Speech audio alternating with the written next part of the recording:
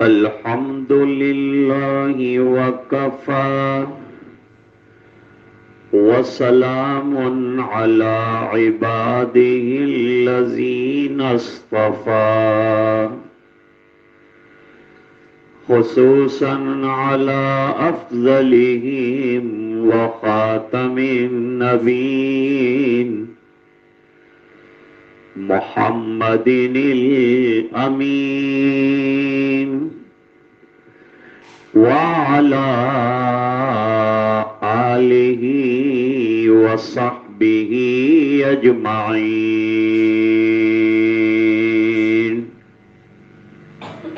أما بعد، أعوذ بالله من الشيطان الرجيم. بسم الله الرحمن الرحيم.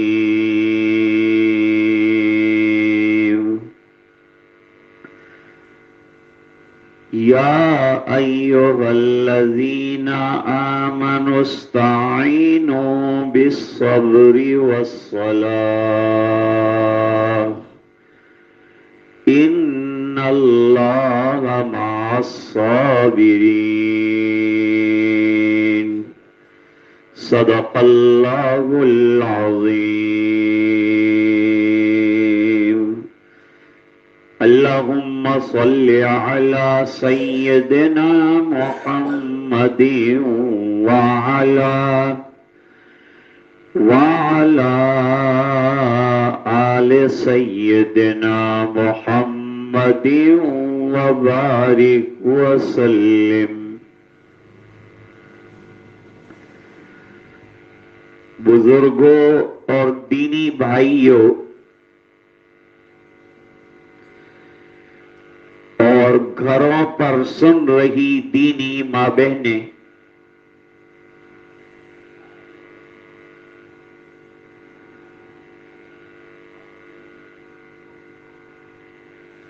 یہ زندگی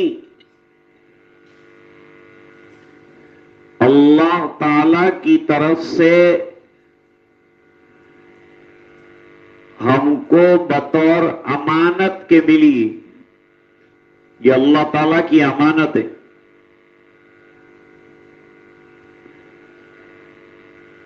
امانت میں خیانت کرنا گناہ ہے.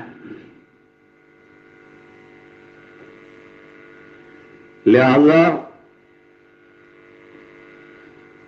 امانت داری یہ ہے کہ اس زندگی کو ایسے گزارنا ہے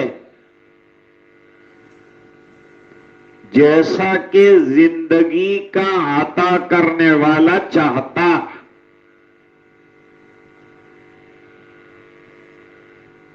اگر اس طرح زندگی گزاریں گے جس طرح اللہ چاہتے ہیں تو اللہ راضی ہوں گے تو انشاءاللہ جنت میں ہمارا مقام ہوگا.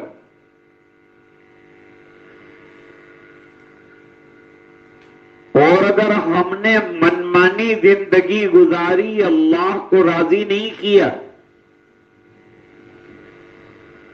تو نتیجتاً اللہ تعالی ناراض ہوں گے اور اللہ کی ناراضگی کی جگہ جہنم ہے.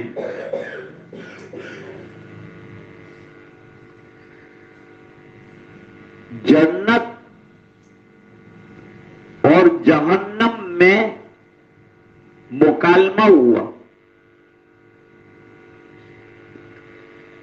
جہنم نے کہا میرے اندر بڑے بڑے مالدار، بڑے بڑے لیڈر، بڑے بڑے سورما، ابو جہل، ابو لہب، یہ سب آنے والے ہیں. فرعون آنے والا ہے، قارون آنے والا ہے. ایسے بڑے بڑے لوگ آئیں گے، بڑے بڑے بادشاہ آئیں گے.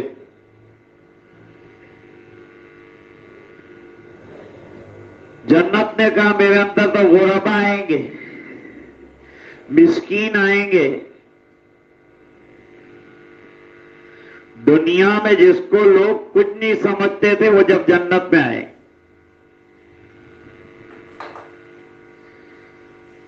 جنت اور جہنم میں یہ مکالمہ چل رہا تھا تو اللہ تعالیٰ نے فیصلہ فرمایا،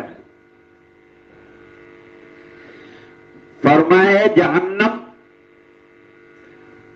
تو میرے غضب کی اور غصے کی جگہ ہے، جن سے میں ناراض ہوں گا ان کو تیرے پاس پہنچاؤں گا، اور جنت تو میری رحمتوں کی اور رضامندی کی جگہ ہے، جن سے میں راضی ہوں گا میں ان کو وہاں پہنچاؤں۔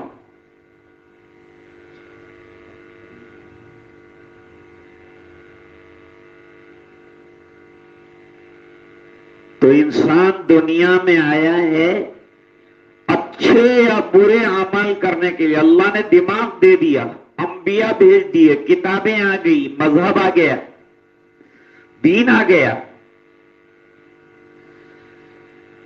اور فیصلہ اللہ نے انسان کے اوپر چھوڑا۔ فَأَلْهَمَهَا فُجُورَهَا وَتَقْوَاهَا، دونوں راستے تلقین کر دیے۔ یہ جنت والا راستہ ہے، اعمال صالحہ کرو گے جنت میں جاؤ گے، یا جہنم والا راستہ ہے، اعمال طالحہ کرو گے جہنم میں جاؤ۔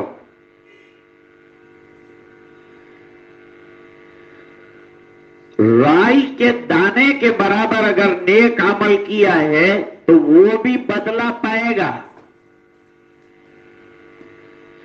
اور رائی کے دانے کے برابر گناہ کیا ہے تو اس کا بھی بدلہ پائے گا۔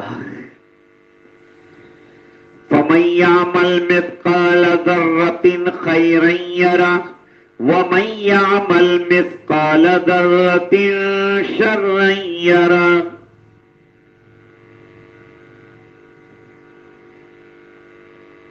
حدیث شریف میں فرمایا، جو روزانہ القارعہ پڑھے گا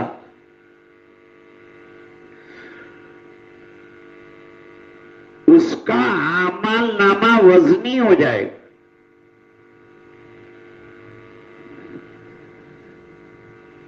حضور پاک صلی اللہ علیہ وسلم نے حضرت فاطمہ رضی اللہ تعالی عنہا سے فرمایا،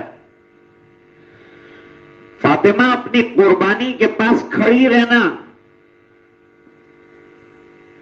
اس بنا پر کہ جب قربانی کی جائے گی قربانی کا خون بھی تولا جائے گا اور میزان کے اندر اس کا گوشت اور ہڈیاں بھی تولی جائے گی اور بہت وزنی نکلے گی۔ اعمال نامے کو وزنی بنانا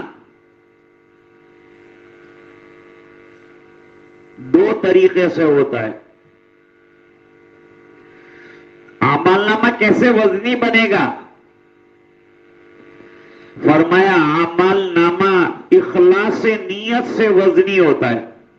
نیت کے اندر اخلاص آئے، سنسیئریٹی آئے انٹینشن کے اندر تو عمل بھاری ہو جاتا ہے، چھوٹا عمل بھی زیادہ ثواب دے جاتا ہے۔ دوسرا، عمل اتباع سنت کے مطابق کرنا چاہیے۔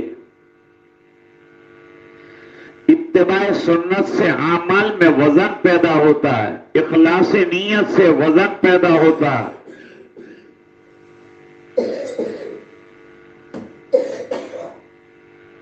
تو عرض کر رہا تھا کہ یہ دنیا امتحان کی جگہ ہے، اللہ تعالیٰ امتحان لے رہے ہیں، کون اچھے اعمال کرتا ہے، کون گناہوں سے بچتا ہے، کون برے اعمال کرتا ہے، کون گناہوں سے نہیں بچتا ہے، اس کے مطابق فیصلہ ہوگا۔ تو یہ زندگی امانت ہے، جس شان کے ساتھ اللہ نے دی ہے اس شان کے ساتھ اس کو اللہ کے حوالے کرنا ہے۔ حدیث شریف میں ایک واقعہ آتا ہے، ایک صحابی ہیں حضرت ابو طلحہ رضی اللہ عنہ، ان کی بیوی بھی صحابیہ ہیں، ان کا نام ام سلیم ہے۔ حضرت انس رضی اللہ تعالیٰ عنہ ام سلیم کے بیٹے ہیں۔ جب حضور مدینہ تشریف لائے تو آپ نے حضرت ابو طلحہ رضی اللہ تعالیٰ عنہ سے کہا کہ گھر میں آتا جاتا رہے، کام کاج کر سکے، مجھے مدد کر سکے، ایسا کوئی کم عمر لڑکا چاہیے جو میری مدد کر سکے۔ گھر جا کر ام سلیم رضی اللہ عنہا سے بات کی ابو طلحہ نے۔ ماں نے کہا اپنا بیٹا انس تیار ہے، 10 سال کی عمر ہے، اس کو سرکار کی خدمت میں رکھ دیجئے۔ تو حضرت انس رضی اللہ تعالیٰ عنہ کو حضور کی خدمت میں رکھ دیا گیا ہے۔ 10 سال تک حضرت انس رضی اللہ تعالیٰ عنہ حضور کے خادم رہے، اور حضور گھر جاتے تھے حضرت انس رضی اللہ تعالیٰ عنہ کے، ماں کہتی تھی میرے بیٹے کو دعا دیجئے، سرکار کی دعا بڑی چیز ہے، میرے بیٹے کو دعا دیجئے۔ سرکار نے دعا دی، اللہم اکثر مالہ وولدہ، اللہ اس کے مال میں بھی برکت عطا فرما، اس کی اولاد میں بھی برکت عطا فرما۔ اولاد بھی بہت ہوئی، مال بھی بہت ہوا، اور عمر بھی بہت ہوئی۔ تینوں دعائیں اللہ نے حضرت انس کے حق میں قبول کر لی، حضور کے خادم ہیں 10 سال کے لیے۔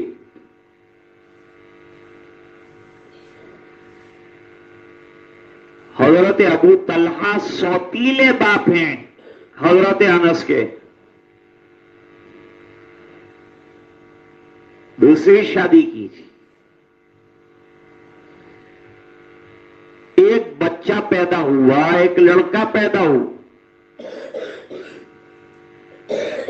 بڑا سننے کا واقعہ ہے، اور واقعہ بھی من گڑت نہیں، حدیث کا ہے۔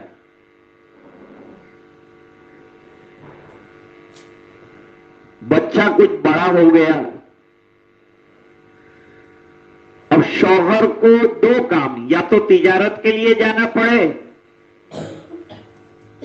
یا پھر جہاد کے لیے سرکار کے ساتھ جانا پڑے۔ باہر جانے کی تجارت کے لیے نوبت آئی، بچہ بیمار تھا،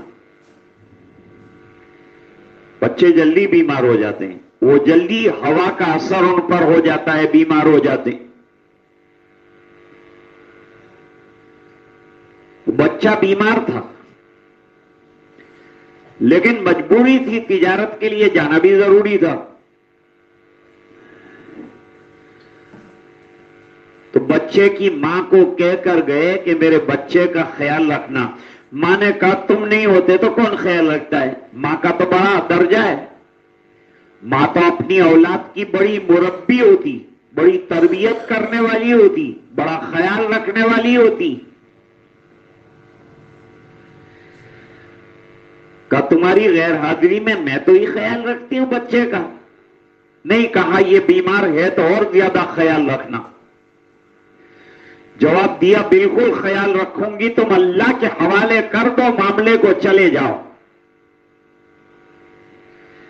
معاملہ اللہ کے حوالے کر دیا گیا، کہا میں جہاں تک ہو سکے گا بیماری کا علاج کروں گی، دوا دارو کروں گی، باقی موت اور حیات اللہ کے ہاتھ میں۔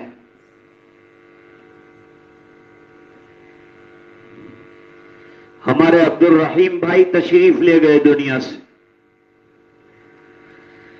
جب صحت مند تھے تو اپنے دروازے میں کئی بار میرا وعظ کروایا۔ ان کے صاحبزادے مولانا الطاف ہمارے یہاں پڑھتے تھے، وہ مجھے لے آتے تھے اور اپنے محلے میں بیان کروایا، اور کئی مرتبہ مجھے کھانا کھلایا۔ کئی مرتبہ مجھے آفر کی کہ ہاں زمین بہو ہاری ہے، پہلی زمین بہو ہاری ہے، میں کہ وہاں پر پیاج نہیں مر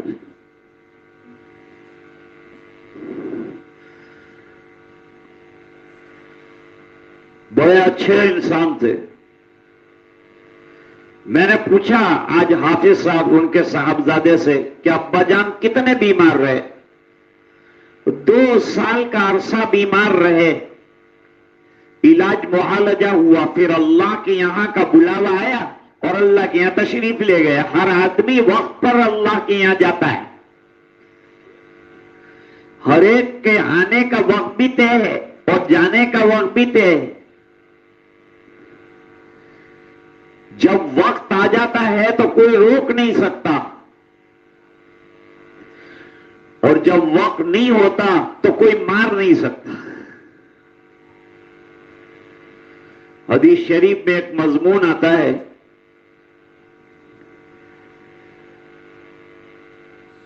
مدینے میں ایک لڑکا پیدا ہوا تھا، اس کا نام ابن سیاد، شکاری کا بیٹا.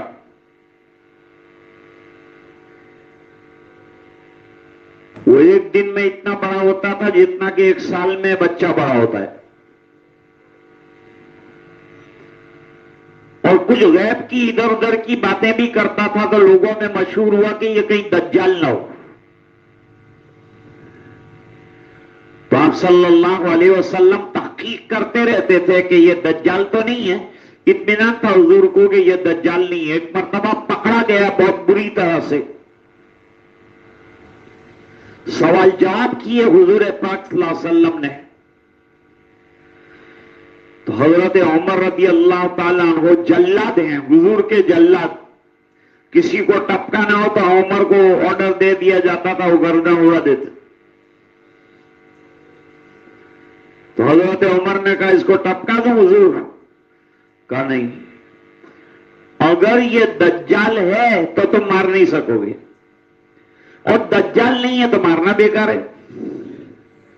اس لیے اس کو اس کے حال کے اوپر چھوڑ دیا جائے، وقت پر ہوگا جو ہوگا. پھر تو دجال کی بڑی لمبی تاریخ رہی، وہ ابن سیاد کی بھی بڑی تاریخ رہی. اس نے اسلام بھی قبول کیا، اس کے بچے بھی ہوئے، اس نے حج بھی کیا صحابہ کے ساتھ. پھر اچانک وہ غائب ہو گیا.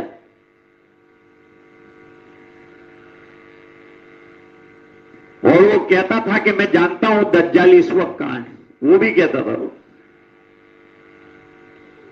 لوگ شک میں رہتے تھے کہ یہی کہیں دجال نہ ہو.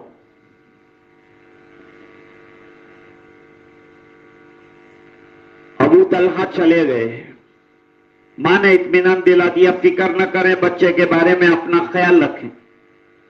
بھائی بیوی کا کام تو یہ ہوتا ہے کہ شوہر کو اطمینان دلائے. سفر میں جا رہے ہیں ٹینشن مت رکھنا، ٹینشن دے کے بیوی نہ بھیجے، یہ لانا وہ لانا فلاں لانا. بیچارے گا پیسے تو ہوتے نہیں، کیا لائے گا؟ لمبی فہرست دے دی لانے کی، ارے یہ بھی لانا اور وہ بھی لانے کا. جوا تو دے پہلا، پچھی لاوا تارا ماٹے بدو. حضرت ابو طلحہ رضی اللہ تعالیٰ عنہ چلے گئے. یہاں بچے کا علاج ہوتا رہا ہوتا رہا ہوتا رہا. اب زندگیاں مقدر ہے. انسان جب دنیا میں آتا ہے تو 4 چیزیں لکھوا کے لاتا ہے. سب سے پہلی چیز اجل. اجل کے معنی کتنا جیے گا، اس کا ٹائم آف لائف کیا ہے، یہ لکھوا کے لاتا ہے. جب وہ ٹائم آتا ہے تو کچھ نہ کچھ سرکمٹنسز بن جاتے ہیں اور دنیا سے چلا جاتا.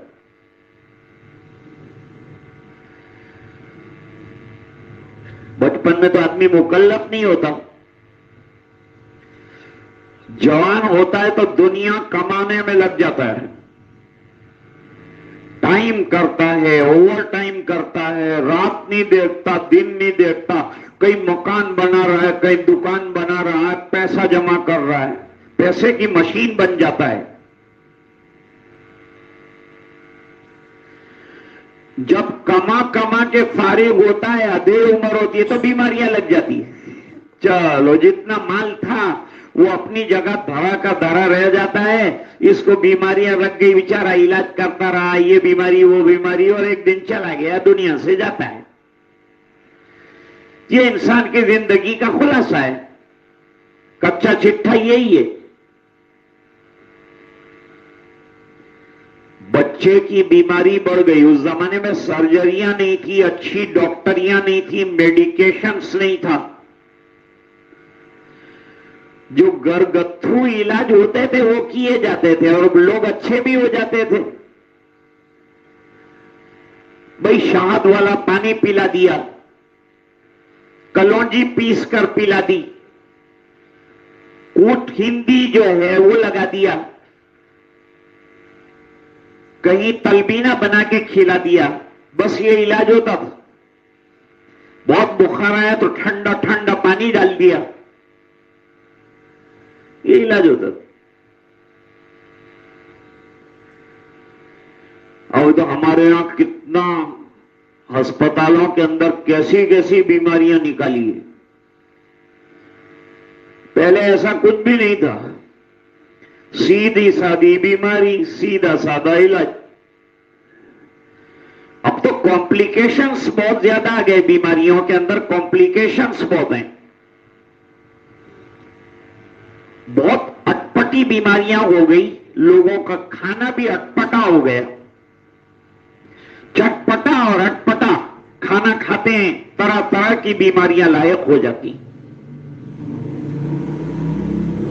اتنا کھانے ہیں آج کے انسان فہرست دیکھ کے تھک جاوے، اتنے کھانے. ماشاء اللہ جوانوں کو اتنا شوق ہے کہ گھر پہ نہیں کھائیں گے، پیزا کھانے جائیں. پیزا کھا رہا ہے. ارے ہمارے سورت سے فاؤنٹن تک جو ہے کھانا کھانے جاتے ہیں، اور خود تو خالی چائے پینے جاتے ہیں، صرف چائے پینے. کھانے کا ایسا شوق ہے موجودہ دور میں، سب سے بڑا شوق کھانے کا ہے. مختلف کھانے، اس میں کیمیکلز، طرح طرح کی چیزیں ڈالی جاتی ہیں، جس کی وجہ سے مختلف امراض جنم لیتے ہیں جن کے نام بھی سننے میں نہیں آئے. ایسی بیماریاں جنم لیتی ہیں. پہلے ہمارے بزرگ سادہ کھانا کھاتے تھے. سادہ کھانا کیا؟ روٹی اور اس کے اوپر ذرا سا اچار لگا دیا، اور وہ روٹی بیٹھ کر جھولے کے اوپر جھولتے ہوئے کھا لی، کیونکہ پنکھے تو تھے نہیں، جھولے سے ہوا کھاتے تھے. پہلے یہ نظام تھا. اب اسی اچار والی روٹی کا نام پیزا رکھا ہے. روٹی ہوتی ہے، اس کے اوپر یہ ڈالتے ہیں، وہ ڈالتے ہیں، فلاں ڈالتے ہیں، اور اس کا نام پیزا رکھ دیا، اور لمبا چوڑا جیب کا بھاؤ لے لیا اور جیب خالی کر کے آگے، اور خوش ہو گئے کہ ہم نے پیزا کھایا. کیا بڑا ہو گیا بھائی تو پیزا کھا کے؟ سادہ لیکن ہیلدی کھانا کھاؤ، اور نوجوان ورزش کریں، اپنی باڈی کو فٹ رکھیں، ٹائم نکالیں اپنی باڈی کے لیے، عبادت کے لیے ٹائم نکالیں، نماز کے لیے ٹائم نکالیں. ماں بہنیں گھر کے اندر چلیں، محنتیں کریں. زیادہ تر عورتوں کو شوگر کا مرض ہو جاتا ہے گھر میں چل پھر نہ کرنے کی وجہ سے. نمازوں کی پابندی کریں، تلاوت کریں، خوب ذکر کریں، انشاءاللہ کچھ نہیں ہوگا.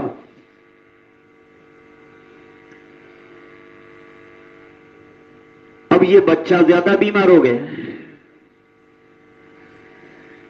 جب زیادہ بیمار ہوا تو اس زمانے میں جو علاج ہوتا ہوگا، ماں نے بیچاری نے تڑپ کر وہ علاج کیا، لیکن بچہ بیمار سے بیمار تر ہوتا چلا گیا، یہاں تک کہ باپ آئے اس سے پہلے انتقال کر گئے.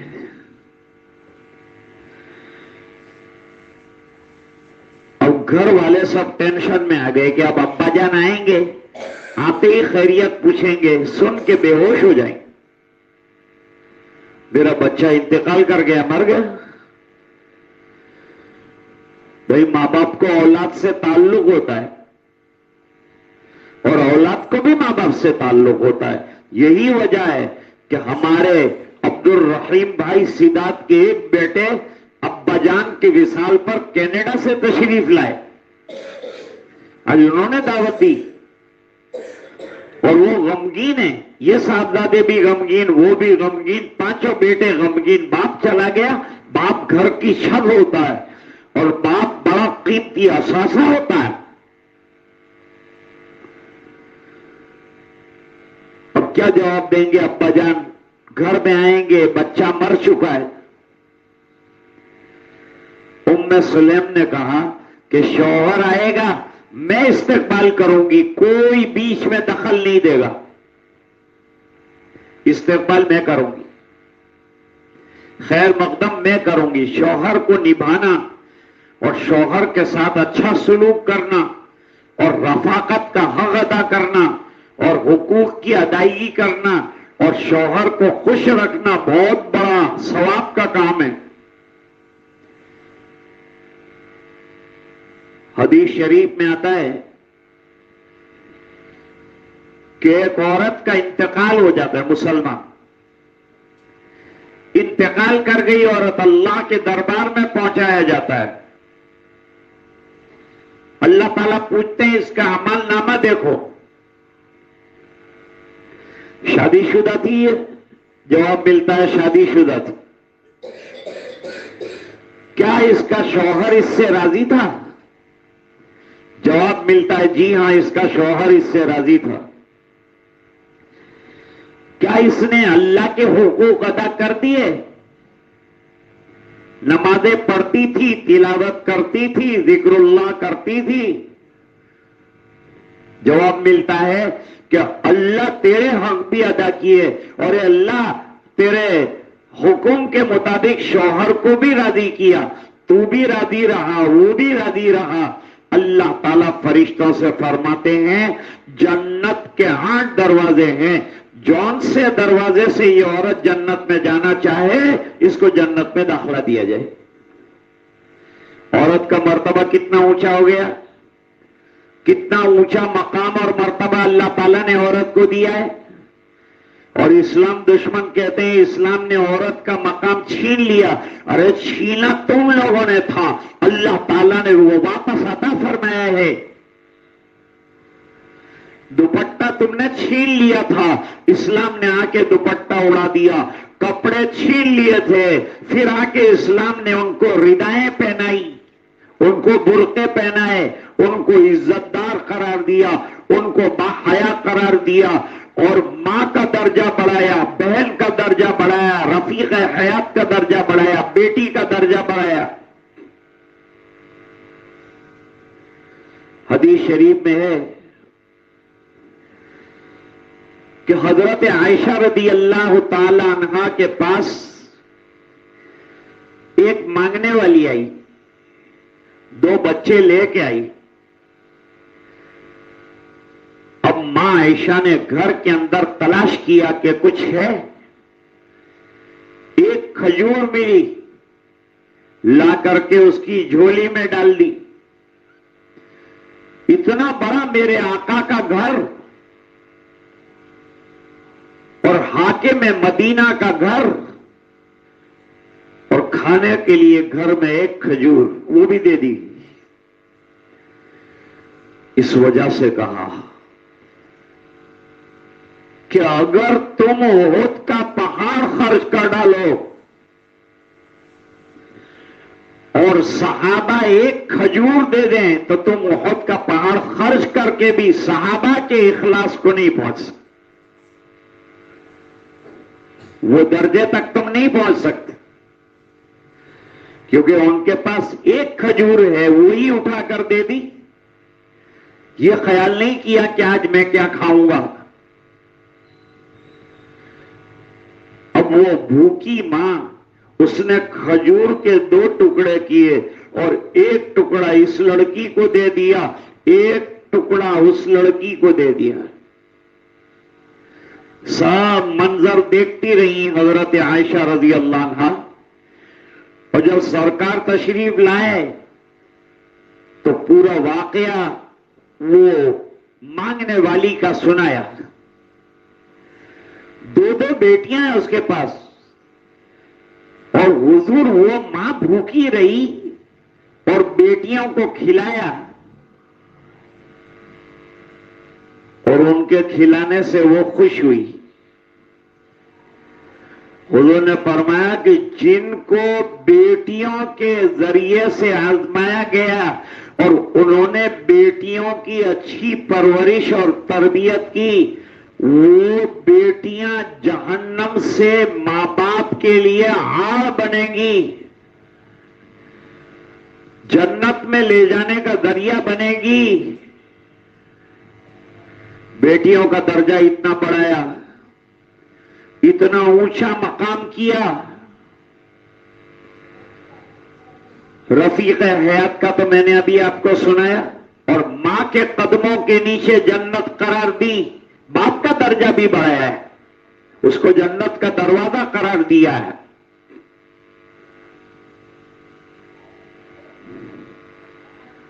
اب شوہر آئے تو بیوی نے ہنس کر, حالانکہ دل کے اوپر پتھر رکھا, غم میں ڈوبی ہوئی تھی, لختے جگر چلا گیا تو ماں ہنس سکتی ہے؟ غم میں ڈوبی ہوئی تھی اور غمگین ہونا بھی چاہیے, بیٹا چلا گیا تو. لیکن اپنے غم کو شوہر کی خوشی کے لیے چھپایا, شوہر خوش ہو جائے. یہ اللہ کا حکم ہے. فرمایا جو بیوی شوہر کو ناراض کر کے رات گزارتی ہے, پوری رات فرشتے اس عورت پر لعنت کرتے ہیں کہ تو نے اللہ کے بندے کو ناراض کیا, اپنے شوہر کو ناراض کیا.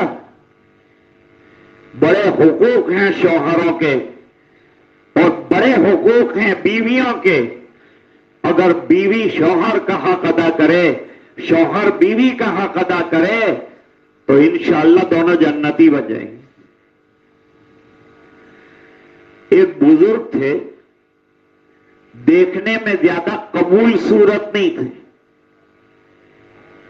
ذرا کالے کلوٹے تھے, لیکن قسمت اچھی تھی. بیوی چاند کے ٹکڑے کی طرح خوبصورت ملی. روزانہ اس کا بیٹھ کر دیدار کرتے تھے, دیکھتے تھے, اور وہ بھی ان کو دیکھتی تھی. ایک دن واللہ والے تھے, شوہر نے بیوی سے کہا کہ بیگم تو بھی جنتی ہے اور میں بھی جنتی ہوں. ارے ماشاءاللہ, آپ تو جنت کے سرٹیفکیٹ تقسیم کرنے لگے.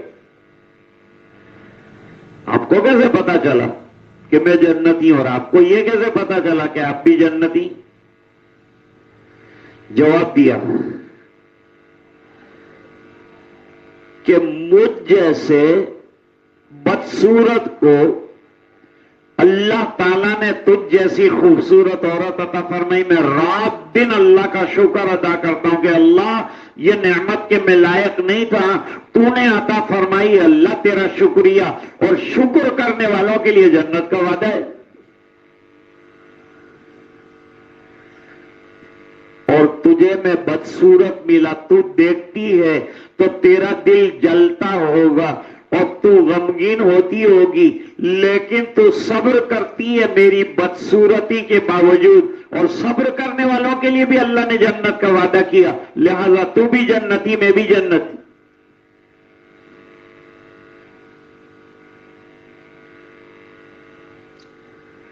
یہ دنیا جو ہے نا, یہ عارضی ہے, یہاں مال بھی عارضی ہے. جب انسان اٹھ کے جاتا ہے جنازے کے اندر تو سکندر نے پوری دنیا جو ہے وہ سر کر لی, لیکن جنازے سے باہر اپنے دونوں ہاتھ رکھے تھے اور لوگوں کو بتانا چاہتا تھا پوری دنیا سمیٹ کے خالی ہاتھ دنیا سے جا رہا ہوں. اتنا کمایا, اتنی دنیا ہے, سب چھوڑ کے جا رہا ہوں.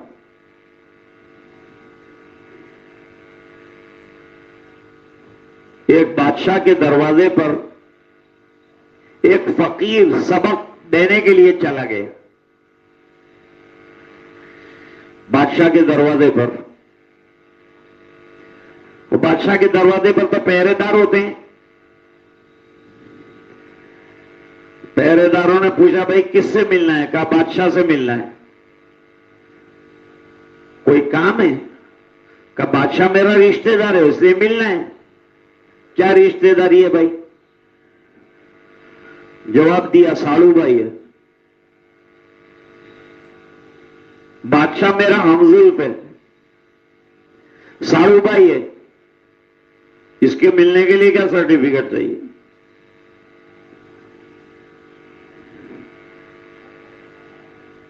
اندر جا کے بات کی بادشاہ کو کہ آپ کا ہمزلف ہے. اس نے کہا میرا تو کوئی ہمزلف ہے نہیں، یہ کون پیدا ہوا؟ مارا دیں گے کوئی ہارو بھائی نہیں ملک آکا تھی آؤ چال بولا ہے کہ જોઈએ તો ખરા એનો ચહેરો તો જોઈએ કેવો સાળુ ભાઈ છે. فقیر مسکین اترا ہوا چہرہ لے کے پہنچ گئے. کون ہو بھائی تم؟ کہا میں آپ کا ہمزلف ہوں. یعنی آپ کی بیوی اور میری بیوی دونوں بہنیں، تو بیوی کو بھی بلا لیا کہ تیرا بہن وہی آیا ہے.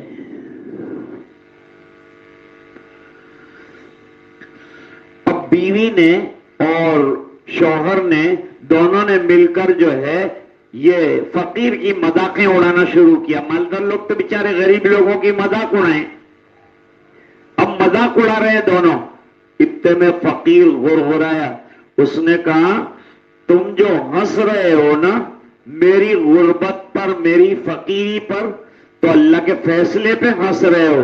کہیں اللہ ناراض نہ ہو جائے، کیونکہ غریب ہونا میرا فیصلہ نہیں اللہ کا فیصلہ ہے. تو اگر تم لوگ اللہ کے فیصلے پہ ہنستے ہو تو جلدی پکڑ آئے گی تمہاری، یہ یاد رکھو. چونک گئے لوگ. اللہ یہ تو بہت بڑی بات کر گیا. تو نے اتنی بڑی بات کر دی، لیکن تو نے یہ جو کہا کہ تو ہمزلف ہے میرا اور تیری اور میری بیوی بہنیں ہیں، تو یہ تو نہ کہتی ہے کہ میری تو کوئی بہن ہے نہیں. تو جھوٹ کیوں بولا تو نے؟ انہوں نے کہا جھوٹ نہیں بولا میں ثابت کر دوں گا کہ میں سچ بول رہا ہوں. اچھا ثابت کر دو تو انعام دوں گا. اس فقیر نے کہا امیری اور غریبی دو بہنیں ہیں.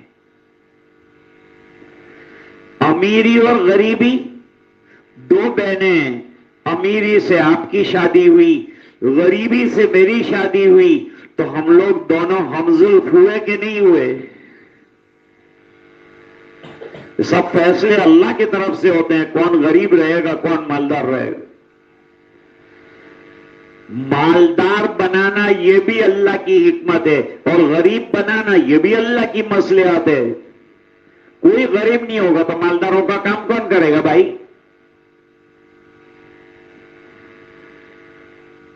سب سیٹ بن کے بیٹھ جائیں گے تو مزدوری کون کرے گا؟ خیر، ابو طلحہ گھر میں آئے، بیوی نے استقبال کیا، ہنس کر بلایا، گھر میں آئے، کھانا دیا. کھانے کے درمیان شوہر نے پوچھا میرے بچے کی طبیعت کیسی ہے؟ کہا پہلے سے ٹھیک ہے، پہلے سے اچھی طبیعت ہے، پہلے سے بہتر ہے. یہ حکمت والا جملہ استعمال کی. گھر میں کسی کو پرمیشن نہیں کہ موت کا اعلان کرے. بچے کو لپیٹ کر رکھا ہوا ہے کونے کے اندر، دکھا دیا کہ وہ سویا ہے. باپ بے فکر ہو گیا، چلو الحمدللہ میرا بیٹا پہلے سے اچھا ہے، بہتر ہے. کھانا کھایا، رات کو آرام کیا. صبح میں بیوی جو ہے شوہر کو لے کر بیٹھی ہے. حضور صلی اللہ علیہ وسلم کی صحابیت اور صحبت کا اثر اللہ تعالیٰ نے عطا فرمایا کہ دین سمجھ میں آ گیا.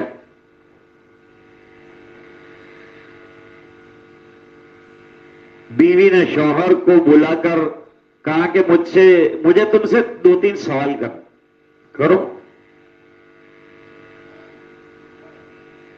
اگر اگر کسی کی امانت اپنے پاس ہو اور لینے آئے تو کیا کرنا چاہیے؟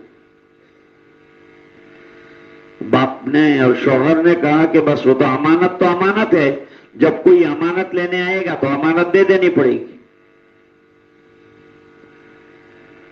اب دوسری بات کہی کہ یہ بچہ جو آپ بیمار چھوڑ کر گئے تھے وہ اللہ کی امانت تھی کہ نہیں؟ کہ تھی۔ فرمایا آپ کے آنے سے پہلے اللہ نے وہ امانت لے لی۔ اچھا تو میرا بیٹا مر گیا، فرمانے امانت دینے والے کے حوالے کر دی گئی، سہار آ گئی، صبر آ گیا، اطمینان ہو گیا، پڑھ لیا انا للہ و انا الیہ راجعون۔ لیکن تو نے کل مجھے بتایا نہیں، کہا تم سفر سے آئے تھے، اچانک خبر دیتی تم ٹینشن میں آ جاتے۔ آج کل ٹینشن، ڈپریشن، انجیکشن، یہ تمام چیزیں چلتی، تم ٹینشن میں آ جاتے۔ اس بنا پر میں نے آپ کو کل نہیں بتایا اور آج یہ بتایا۔ انہوں نے کہا مجھے سرکار کے پاس جانا پڑے گا۔ تو نے ایسا کیا، رات کو ہم لوگ ساتھ سوئے، کھانا کھایا، اچھی اچھی باتیں کی، خوشیاں منائی، ہنسے مسکرائے، گھر میں بیٹے کی لاش پڑی، حضور کے پاس گئے، میری بیوی نے ایسا معاملہ کیا حضور، فرمایا بالکل اچھا معاملہ کیا۔ کہا حضور میں نے شوہر کی خوشیوں کے لیے اور اللہ کی رضا کے لیے ایسا کیا تھا، تو آپ کیا فرماتے ہیں؟ فرمایا کل رات جو تم نے ساتھ گزاری اس کی وجہ سے بچہ پیدا ہوگا اور وہ بچے سے 10 اولاد پیدا ہوگی اور 10 کے 10 بڑے محدث ہوں گے۔ تو آدمی کسی کے انتقال پر صبر کر لے، غم ہوتا ہے، غم کا اظہار بھی کرے، رو بھی لے، لیکن فیصلے اللہ پہ چھوڑ دے اور یوں کہے انا للہ و انا الیہ راجعون۔ ہم سب اللہ کی ملکیت ہیں اور ہمیں لوٹ کر اللہ کے پاس جانا ہے۔ جو قبر میں چلا گیا ہے وہ ہمارے رونے کی وجہ سے قبر سے نہیں نکلے گا، ہم روتے روتے اس کے پاس پہنچ جائیں گے۔ جنید بغدادی رحمت اللہ علیہ سے کسی نے پوچھا بستی کہاں ہے، تو انہوں نے قبرستان کا راستہ بتایا کہ سامنے بستی ہے۔ وہ گیا تو سیدھا قبرستان میں،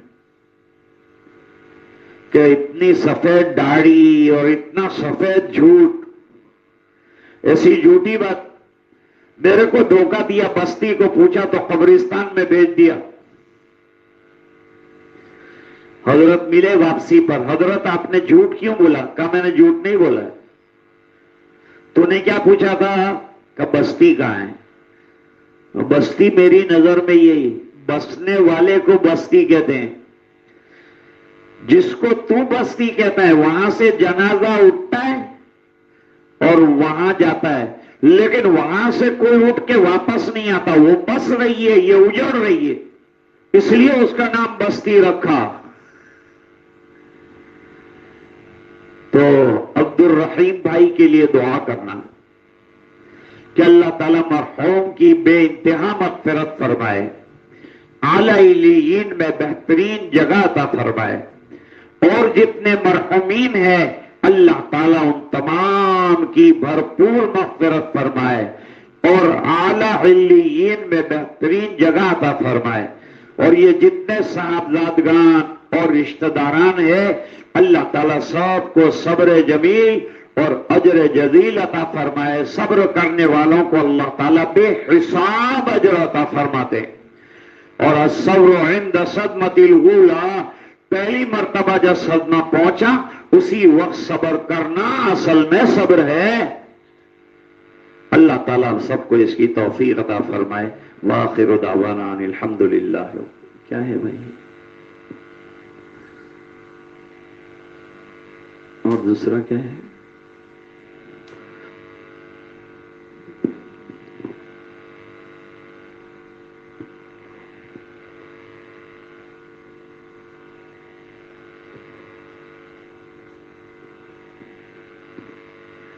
اب تو گلا تو اتنا اچھا نہیں ہے، لگاتار بیانات چل رہے ہیں، اس اس لیے 2-4 شعر پڑھ دیتا ہوں. الہی میں ہوں بس خطاوار تیرا، مجھے بخش ہے نام غفار تیرا. الہی بتا چھوڑ سرکار تیری، کہاں جائے یہ بندہ لاچار تیرا. کرم کیجیے اس دن بھی میرے الہی، لگے جب کہ بخشش کا بازار تیرا. دوا یا رضا کیا کروں میں الہی، کہ دارو بھی تیری اور آزار تیرا. اللہم لک الحمد کلہ ولک الملک کلہ ولک الشکر کلہ وإلیک یرجع الامر کلہ علانیتہ وسرہ. اللہم صل علی محمد وبارک وسلم. ربنا آتنا فی الدنیا حسنہ وفی الآخرۃ حسنۃ وقنا عذاب النار وادخلنا الجنة مع الابرار. یا عزیز یا غفار، اللهم افتح لنا بالخير واتمم لنا بالخير واجعل عواقب امورنا بالخير بيدك الخير انك على كل شيء قدير. اللهم احسن عاقبتنا في الامور كلها واجرنا من خزي الدنيا وعذاب الاخره. اللهم لا تقتلنا بغضبي ولا تهلكنا بعذابي وعافنا قبل ذلك. ربنا اغفر لنا ولإخواننا الذين سبقونا بالإيمان ولا تجعل في قلوبنا غلا للذين آمنوا ربنا إنك رؤوف رحيم. ربنا اتمم لنا نورنا واغفر لنا انك على كل شيء قدير. اللهم اشف اعلالنا واسقامنا. اللهم اشف مرضانا ومرضى المسلمين وارحم موتانا وموتى المسلمين. اے اللہ ہمارے گناہوں کو معاف فرما، کوتاہیوں سے درگزر فرما، اپنا فضل اور کرم شامل حال فرما، رحم کے اور کرم کے فیصلے فرما، اپنی رضائے دائمی عطا فرما، مرحومین کی مغفرت فرما، اعلی علیین میں بہترین مقام اور مرتبہ عطا فرما. اے اللہ پسماندگان کو صبر جمیل عطا فرما. امت کے جتنے مرحومین ہیں ان تمام کی مغفرت فرما. جو علماء انتقال کر گئے ان کی مغفرت فرما. جمی قبرستان والوں کی مغفرت فرما. اے اللہ ہماری مغفرت فرما، پورے مجمع کی مغفرت فرما، امت کے ایک ایک فرد کی مغفرت فرما. گھروں میں ماں بہنیں دعا کر رہی ہیں، اللہ ان کی بھی مغفرت فرما. نیک اعمال کرنے کی توفیق عطا فرما. مرنے سے پہلے مرنے کی تیاری کی توفیق عطا فرما. آخرت کی فکریں ہمیں عطا فرما. اے اللہ پورے مجمع کو نواز دے، مغفرت کے فیصلے فرما دے. اے اللہ یہ دعائیں اپنے فضل و کرم حبیب پاک صلی اللہ علیہ وسلم کی برکت سے منظور فرما. سبحان ربک رب العزت عما یصفون وسلام علی المرسلین والحمد للہ رب العالمین.